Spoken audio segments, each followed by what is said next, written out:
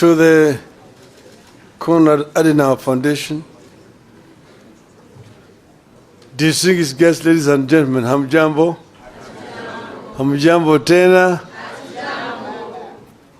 I am happy to have been invited by Konrad-Adenauer Foundation to come and be with you here this afternoon. Dankeschön. That means thank you very much. And I mean, my brother has talked so elaborately about so many things. At some stage, he was talking about desperation in our country, how Kenyans are dying because of lack of food and so on. Then I was telling some other people that maybe death is not a very bad thing. Shakespeare said in Julius Caesar that some cowards die so many times before their death that the brave do not taste of death but just once. And I want to say that death is a necessary evil that will come when it will come, and therefore there's no need to fear death. Then the other day I was talking to somebody else, he told me, you shouldn't really fear death. He said that, look, if you are sick, there are only two things that can happen to you. Either you will be treated and you will get well, they have nothing to fear. But if you don't recover, then you die. If you die, there's nothing to fear. Why? Because you'll either go to heaven or to hell. If you go to heaven, there's nothing to worry about. You'll be okay. Even if you go to hell, there's nothing to worry about. You'll find so many of your friends.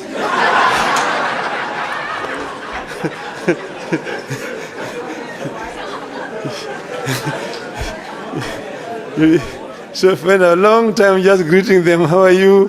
How are you? Before your time for the fire comes. So therefore, don't fear. You have nothing to fear as Kenyans. We will succeed in the long run. Now, I think this foundation has done a very good thing to choose to hold this conference. And they have told me that they're going to make it an annual event.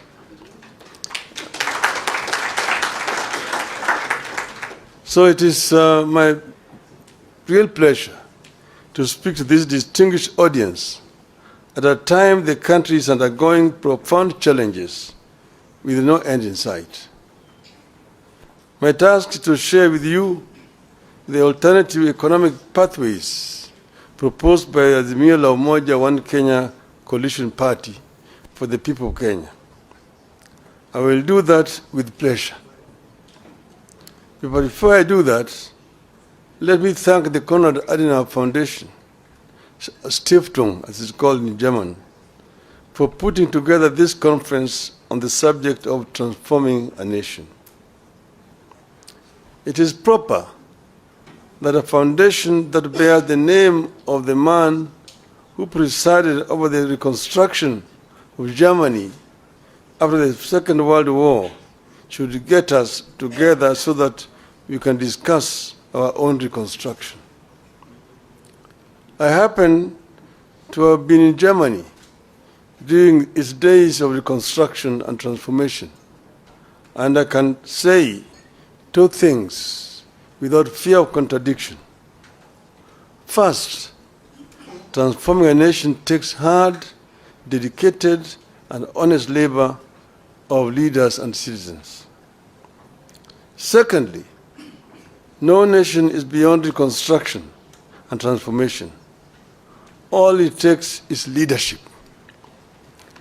And I arrived when the war had ended, the Marshall Plan had been introduced, and the work of reconstruction was in its second phase.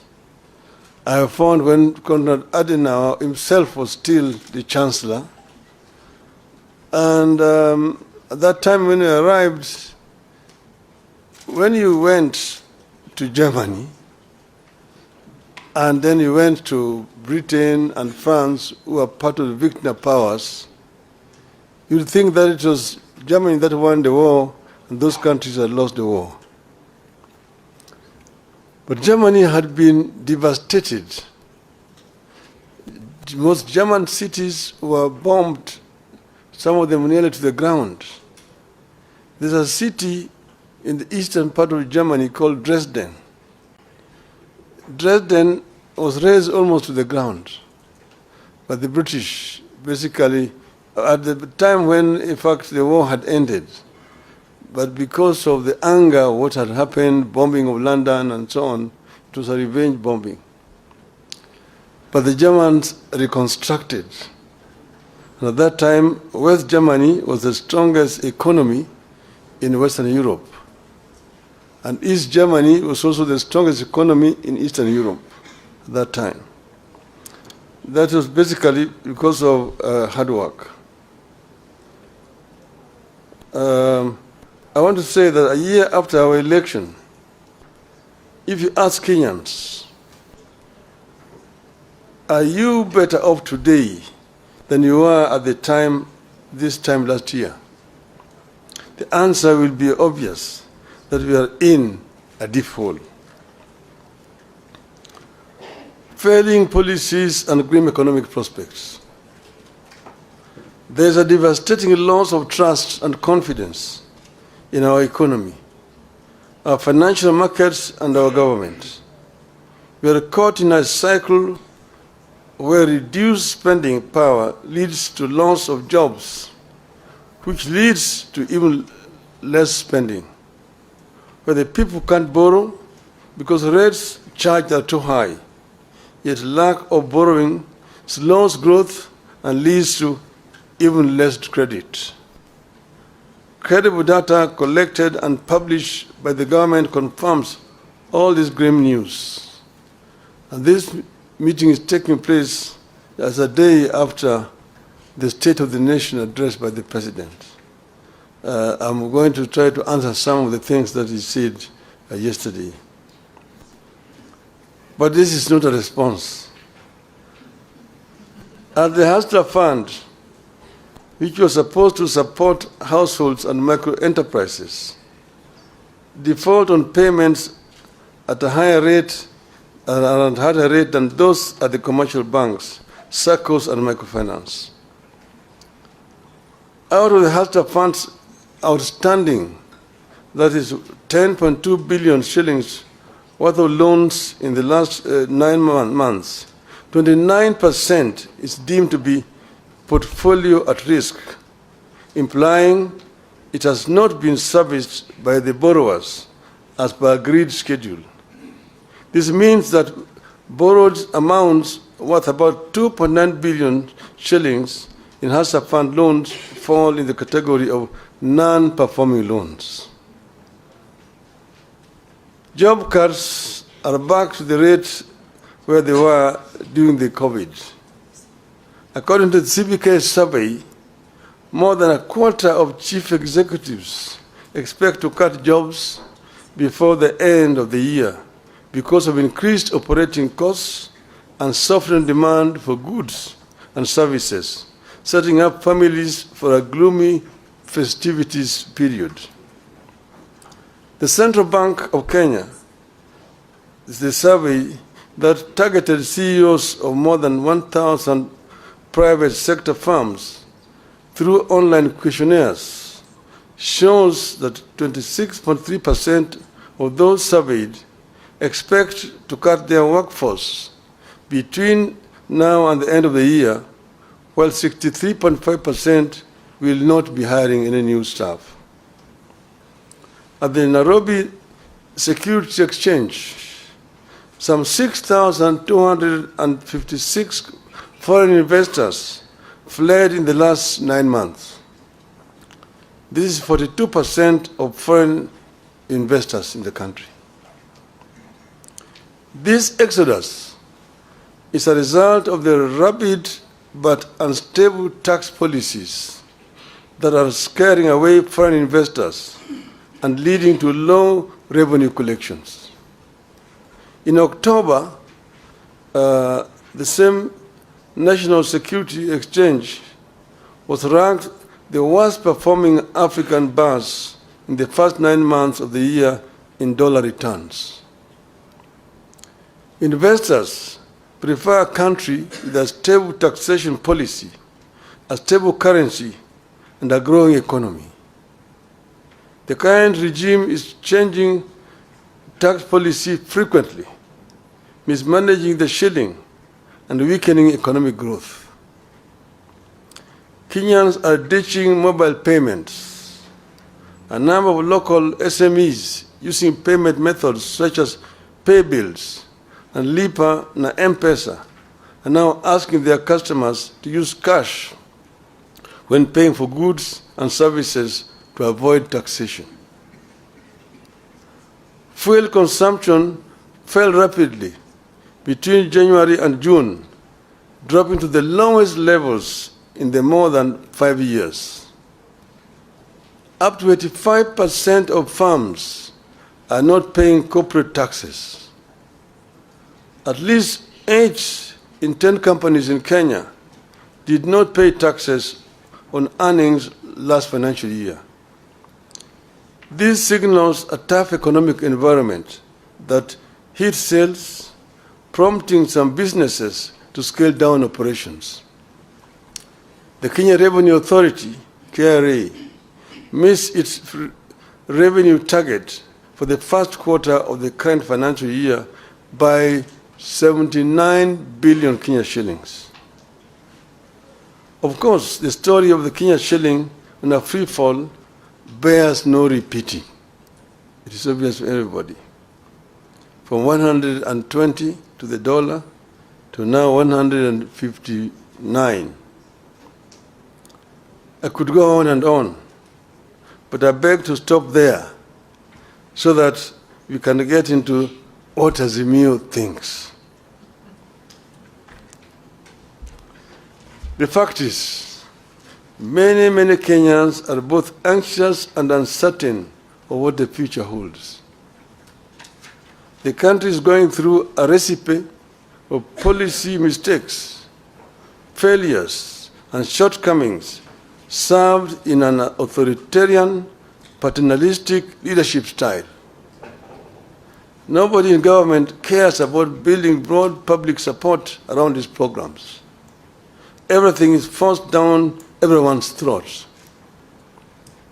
In the run-up to 2022 election, we warned that the sectors of every economy are intertwined, and you cannot benefit one sector by denying the other. We warned that Kenya Kwanza was never going to help the hustlers by robbing the rich and the middle class. In the wake of the Finance Act of 2023, we warned that no nation can ever tax its citizens into prosperity. We are concerned that it is getting too late to change the course. We fear that consequences of the foundation laid in the first year of this administration could linger for years if nothing is done. Our country could lose the competitive edge that it has always had in the region and sub-Saharan Africa. This bad situation could easily get out of hand. What is to be done? For us in Azimio, reduction in the cost of living is a priority economic imperative. This will be achieved by providing some basic relief to citizens, including reduction of taxes and stimulating production. To release resources to achieve these objectives, government must cut the budget by an estimated 500 billion shillings. The current policies have hit low-income families particularly hard. These are the same low-income families that the administration promised to lift up. These families spend more than 40% of their income on food. They deserve and require relief. In particular, we must cut fuel taxes and raise social welfare payments. At this time of duress, we demand tax cuts, not increases. Kenyans need to see their taxes go down, not up. We believe the current taxation regime is not sustainable. We warned at the beginning that beyond a certain point, increasing taxes leads to lower collection. It has become real as Kenya Revenue Authority misses one revenue target after another. Tax on fuel is up, but fuel levy collection is down. We were doing this as a result of our experience when we formed government under NASA. Under NASA, we found an economy that was stagnant, and the growth was negative. Revenue collection was very low, and the Paris Club had actually clamped down on the government. So the government was actually just limping.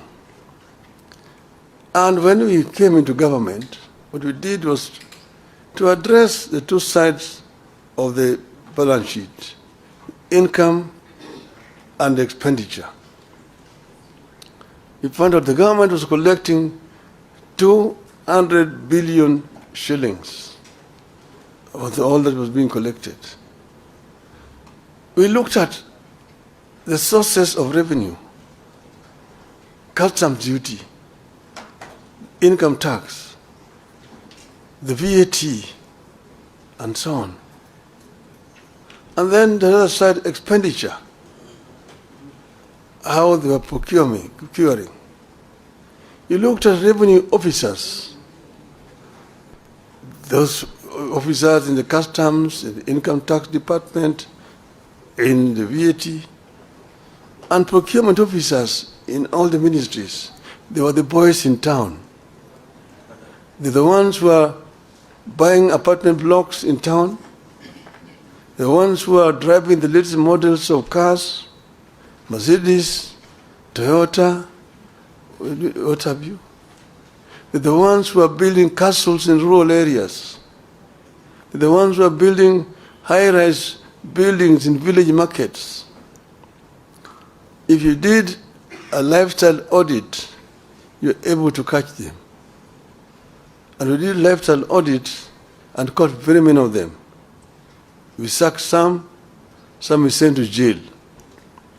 And all of a sudden, revenue rose up. From 200 billion shillings, within the 6 months from January to June, we went up by 100 billion shillings. We collected 300 billion shillings. So you said the answer is not to increase taxes, but to spread out, widen the net, and lower the taxes, and we get more revenue.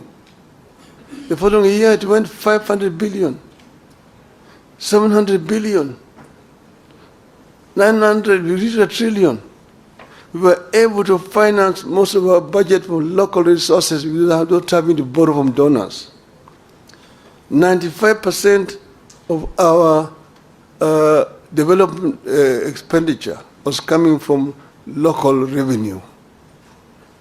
And that's why we were advising the inadvisable that you don't have to increase taxes to get revenue. Procurement, because you can raise revenue, but it all just goes into people's pockets. We found that under Moi, there was a procurement law which says that any item above 100,000 shillings had to procure competitively. In other words, you have to advertise in at least 3 newspapers. And there must be at least 3 bidders. and you procure competitively. Each and every ministry has a procurement officer seconded from the treasury who was in charge. We found that each procurement officer had 3 companies registered. And there was a kind of a cartel and a collusion. The one in Ministry of Finance is supplying Ministry of Education. The one in Education is supplying health. One is health is supplying roads. One road is supplying agriculture. And if you are the tender, there will be 3 companies. All those 3 belong to one person. And of course the building, the commission, which is shared among various commission officers. An item that's supposed to be procured at 100,000 shillings goes for 5 million shillings. And that's where the money is being lost. These ones, again, we did lifestyle audit. We sacked some of them. We jailed some of them. The government was now procuring competitively. And that is how we manage that economy. So you need to stimulate production. Interest rates need to come down in order to stimulate economic activity. This is particularly urgent and critical, given that in the Finance Act of 2023, the regime is pursuing higher spending and taxes for the next 2 years. Businesses will obviously pass the costs to consumers, worsening the cost of living further. We needed to invest in direct relief to individuals through programs that put money directly into the people's pockets. Which is why we asked the Kenya Kwanza to continue with and expand the Kazi program.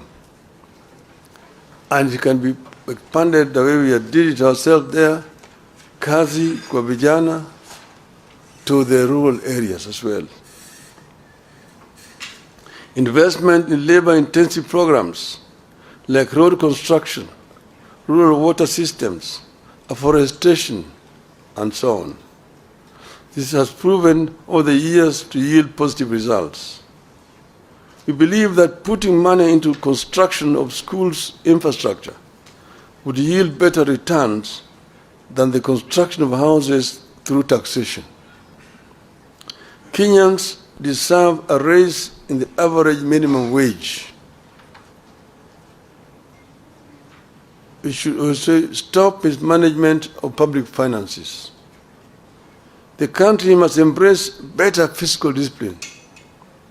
We do not have to increase our budget in order to look important. State Department with overlapping functions need to be scrapped.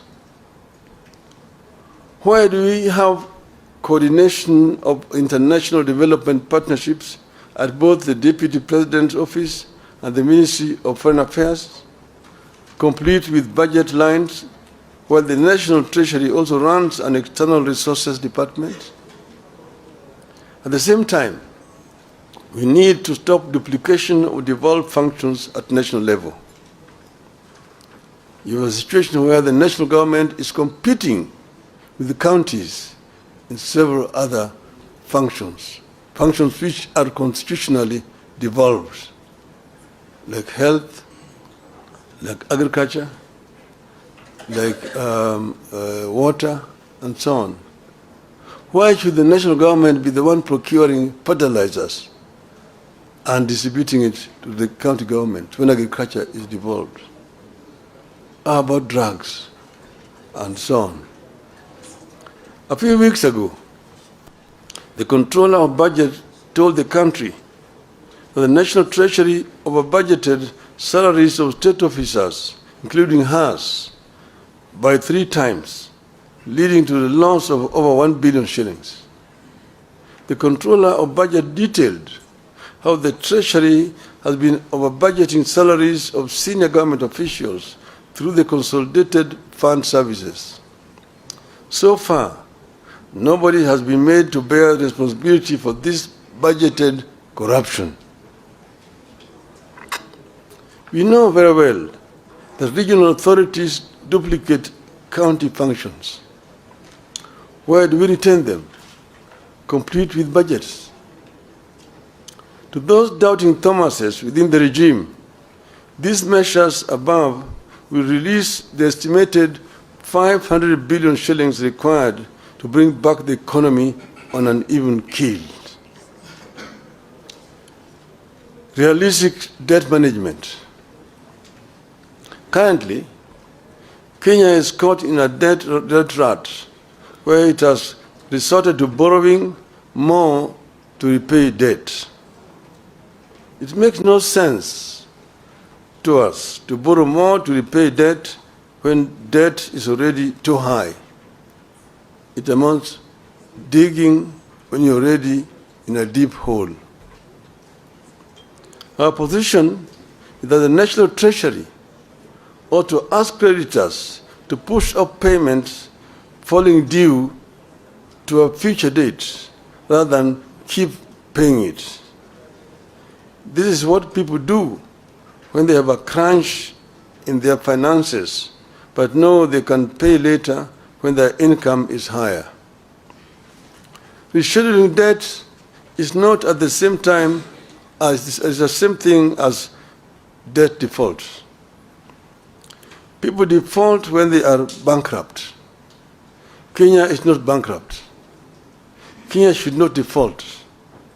By rescheduling debt payments falling due, the government can forgo punitive taxes and create room for critical social and economic spending.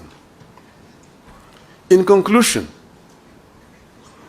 1 year on since the inception of new government, this is the time to reset the economic policy broadly. And you're not going to set this broadly by mere rhetorics, by talking and making promises to the people, empty promises. The effectiveness of government by key initiatives, including the Hatta Fund, should be reviewed by a forum comprised of the government, political parties, the business community, and the civil society. This is what should be happening. And if this happens, we will be able to come up with proper solution to the problem that we are facing today. The government today is living in denial. If you listen to the State of the Nation address yesterday, if you were talking to some people who are living in planet Moon, you are not being realistic to problems confronting this country. And these problems must be confronted frontally, not by trying to give diversions here and there. We have said today that the cost of living is real and is killing the people. It has to be addressed if you are going to actually relieve the plight of the people of this country. This is our position as azimio. Now, finally, Madam, you've written there, Raila Odinga ran for presidency 5 times and lost 5 times. In other words, and each time he complained that he did not lose.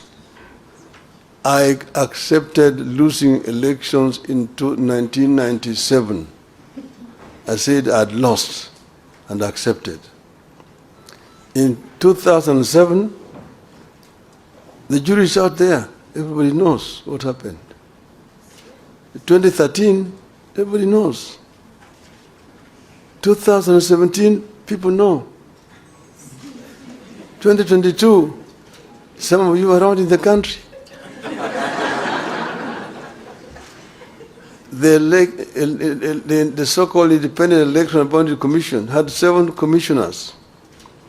Out of those 7 commissioners, 4 said no. 3 are the ones who said yes. But 4 said no. And they even have come before the Kalonzo team and have said no.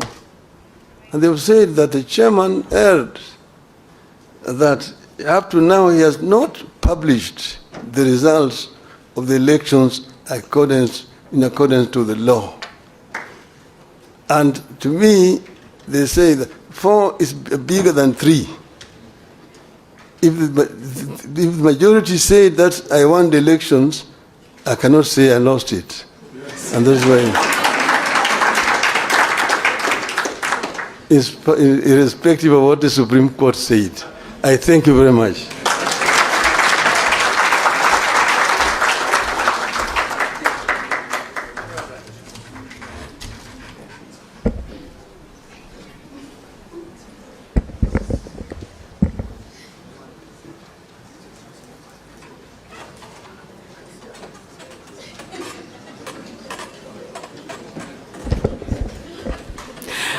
Another round of applause for our guests this afternoon. Thank you so much for your patience. When you look at your programs were to end earlier, but it was important this final day we stay until this time without wasting so much time. I want to once again welcome Honorable Gitonga Mukunji so that he now finally takes us through the conference communique, some of the resolutions as we go home. Welcome, sir.